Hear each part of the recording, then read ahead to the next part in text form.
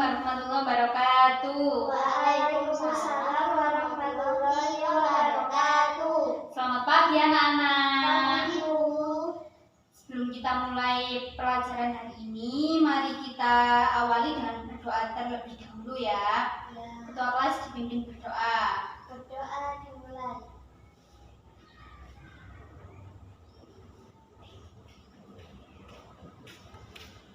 Doa selesai. Ya, gimana kabarnya anak-anak? Alhamdulillah baik.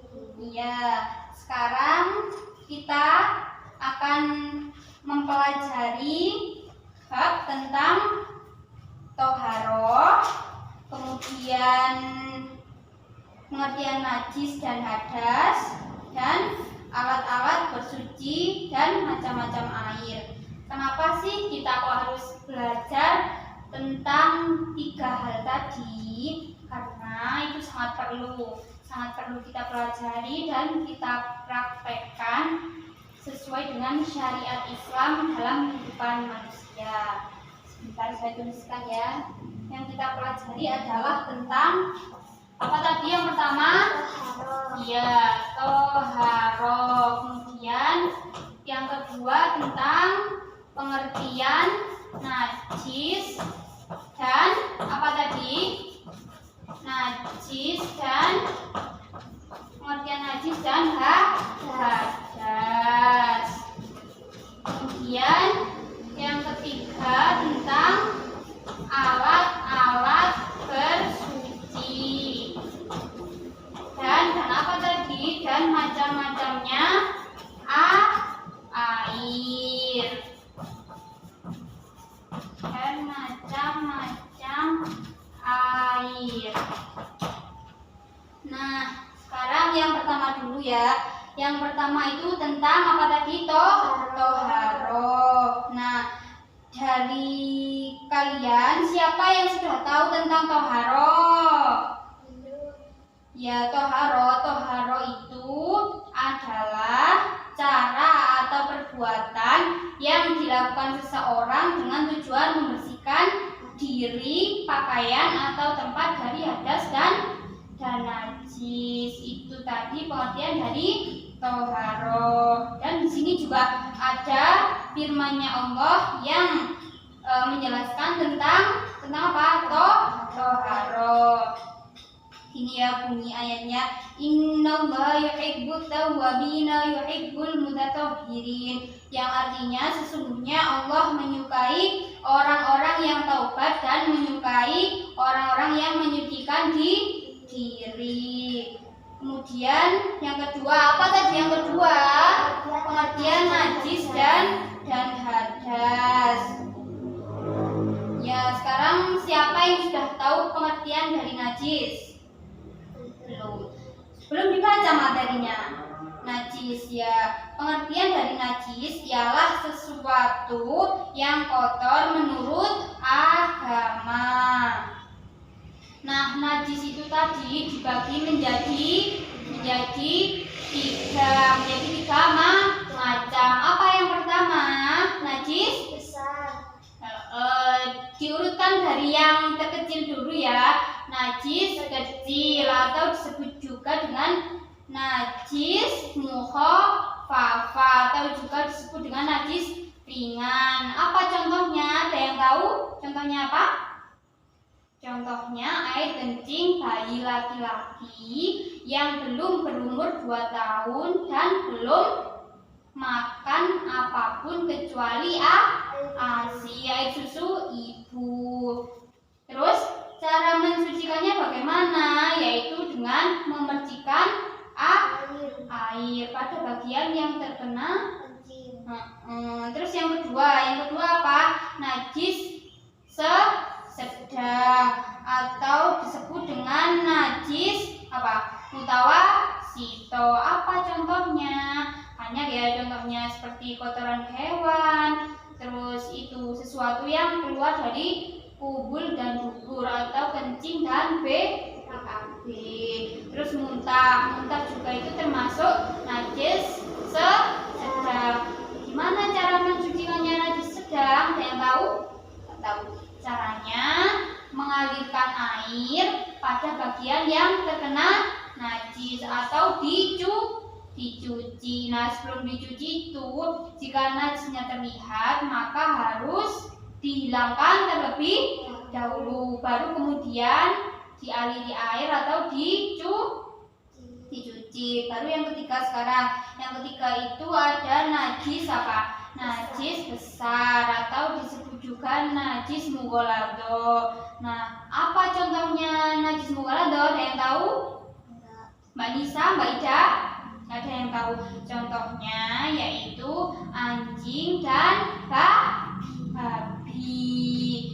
Nah, sesuatu yang terkena najisnya anjing dan babi itu harus disucikan.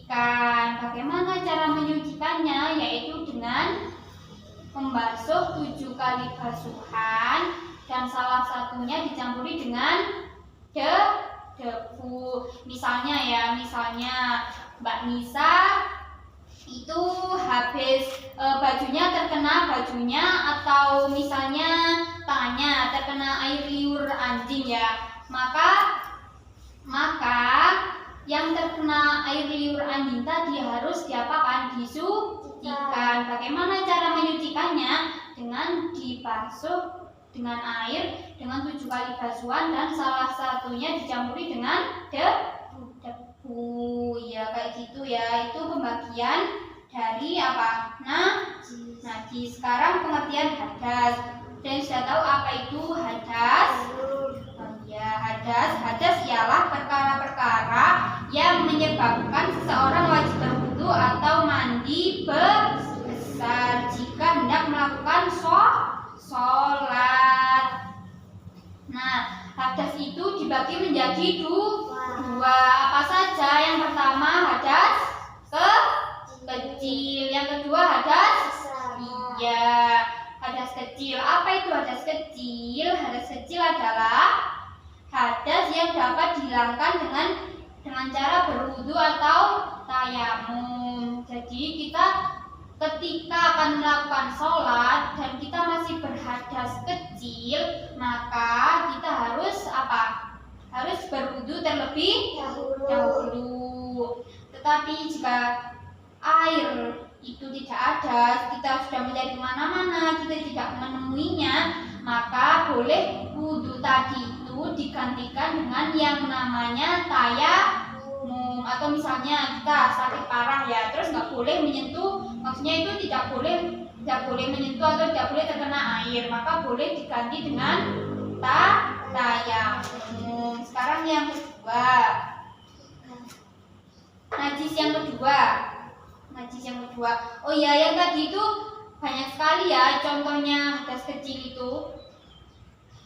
Seperti kita bersentuhan dengan lawan jenis, itu juga termasuk kita sudah berhadas kecil, atau buang angin, terus buang air kecil ataupun buang air besar, itu kita termasuk sudah berhadas dan harus disucikan dengan cara apa tadi?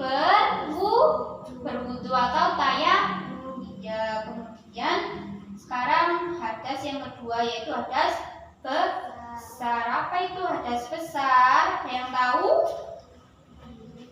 Hadas besar adalah hadas yang dapat disucikan dengan cara mandi besar. Contohnya apa? Kalau bagi perempuan itu contohnya haid. Tahu haid apa? Di sini ada yang sudah mengalami haid? Mbak Nisa sudah? Oh belum. Iya, haid itu keluarnya sesuatu dari mana? Keluarnya darah. Bukan sesuatu ya, keluarnya darah dari kubur, dari kemaluan wanita. Nah itu ketika kita sudah mengalami haid harus disucikan dengan cara mandi besar. Kalau bagi laki-laki contohnya mimpi basah. Nah mimpi basah itu yaitu keluar mani. Maka ketika keluar mani ataupun haid bagi perempuan itu harus disucikan dengan cara mandi besar. Karena kenapa? Karena berhadas besar. pengertian dari apa tadi? Pengertian dari najis dan ya, pengertian dari hadas itu harus apa tadi pengertian dari hadas? Itu ya, perkara-perkara yang menyebabkan seseorang wajib apa? Wajib wudu atau mandi besar ketika akan melaksanakan sholat. Ya itu tadi ya. Kemudian sekarang yang ke berapa? Ketiga ya. Ketiga itu tentang apa? Alat-alat bersuci dan macam-macam air ya.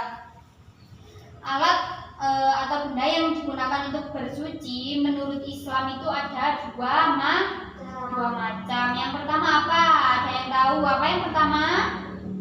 Yang pertama adalah benda padat. Yang pertama apa? Benda padat. Dan yang kedua benda cair. Nah, dari benda padat tadi itu contohnya seperti apa? Benda padat yang bisa dibuat untuk bersuci, batu atau pecahan genteng atau apalagi daun dan kayu. Itu contoh-contoh benda padat yang bisa digunakan untuk bersuci. Tetapi jika benda-benda tadi itu masih bisa dipakai atau dimanfaatkan misalnya genteng yang mau dipasang masih bisa dipakai, itu nggak boleh dibuat bersuci. Jadi carinya itu genteng yang sudah tidak dipakai gitu ya. Terus sekarang yang kedua yaitu alat bersuci yang kedua berupa benda cair. Contohnya apa saja sih benda cair itu? Air, bisa air sumur, air sungai, air laut, air salju dan air embun. Itu bisa digunakan untuk bersuci dan masih banyak lagi ya contohnya. Sekarang pembagian apa? Macam-macam air. Ada berapa sih pembagian macam-macamnya air? Ada 5. Yang pertama apa? Ada yang tahu? Yang pertama yaitu air suci dan mensucikan. Contohnya seperti apa? Air hujan, bisa juga air sumur, air laut. Itu disebut air suci dan mensucikan. Artinya air tersebut itu halal diminum dan sah digunakan untuk bersuci. Kemudian yang kedua yaitu air suci tetapi tidak mensucikan. Contohnya apa? Air kelapa, air teh, dan air kopi, dan masih banyak lagi contohnya. Nah, air suci tetapi tidak mensucikan itu halal diminum ya, boleh diminum. Tapi jika untuk bersuci itu tidak sah. Kemudian yang ketiga yaitu air mutanajis. Contohnya apa? Contohnya air yang terkena najis. Misalnya air ya, kita mau minum, sudah ambil air di gelas, kita tinggal sebentar, pas kita kembali mau minum air tersebut ternyata sudah kejatuhan kotoran tikus misalnya ya. Nah, air tersebut itu termasuk air mutanajis dan itu tidak boleh diminum dan juga tidak sah untuk bersuci. Kemudian sekarang yang keempat yaitu air yang makruh dipakai untuk bersuci. Contohnya apa? Contohnya air yang terjemur. Air yang terjemur itu gimana maksudnya? Air yang terkena sinar matahari. Nah, itu dinamakan air makruh dipakai untuk bersuci. Kemudian sekarang yang terakhir ya. Yang terakhir itu air mustakmal. Apa sih air mustakmal itu? Air yang telah digunakan untuk bersuci walaupun tidak berubah warnanya. Contohnya apa sih? Contohnya kayak kita habis wudu ya. Terus kemudian air yang menetes itu kurang dari 2 bulah ya. Maka air tersebut dihukumi dengan air mustakmal karena sudah dipakai untuk bersuci dan tidak memenuhi syarat yaitu tidak kurang dari 2 bulah. Nah, itu pembahasan kita hari ini sudah cukup ya. Apa kalian sudah paham? Sudah paham? Ya. Apa ada yang ingin ditanyakan? Tidak ada. Ya. Kalau gitu Ibu absen dulu ya.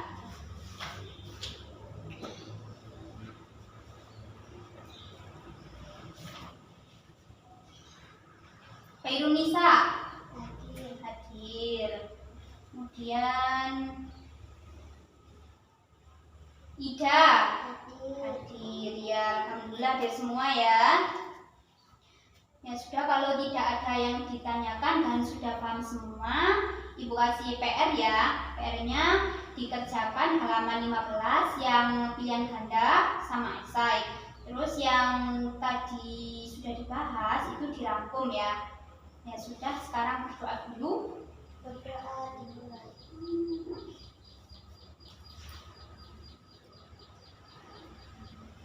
Berdoa selesai. Ya, semoga apa yang telah kita pelajari hari ini menjadi ilmu yang manfaat dan barokah ya. Amin. Assalamualaikum warahmatullahi wabarakatuh. Waalaikumsalam warahmatullahi wabarakatuh.